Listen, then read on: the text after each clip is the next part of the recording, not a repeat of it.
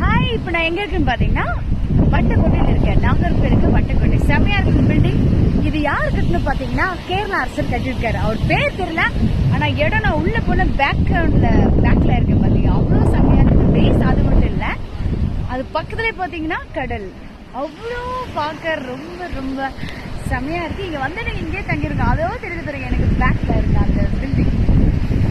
இந்த கல்லு இதெல்லாம் பாத்தீங்கன்னா யானை தும்பிக்கை இருக்குல்ல, ஸோ அந்த யானை வச்சு அந்த கல்லெல்லாம் வச்சு இந்த கட்டிடம், இந்த கல் அரண்மனை கோட்டையை அந்த கட்டினது நிறைய ஹிஸ்டரி உண்டு. பட் எனக்கு என்ன தெரியும், ஆனால் அந்த அரண்மனை நீ யானை இருந்தால் செம்மையா இருக்கும். இந்த கோட்டையில நீ நான் மட்டும்தான் ஆழம் போறோம். சரியா? ராஜானா ராஜா, ராஜானி, ராணினா. இந்த கோட்டையை யாருனாலையும் உடைக்க முடியாது, என்னையும் தவிர. கோட்டையை யாரு மீறி வந்தாலும் போட்டுடலாம். பக்கத்துல கடல் இருக்கு, யாரையும் நம்மளை தொந்தரவு பண்ண முடியாது பேபி.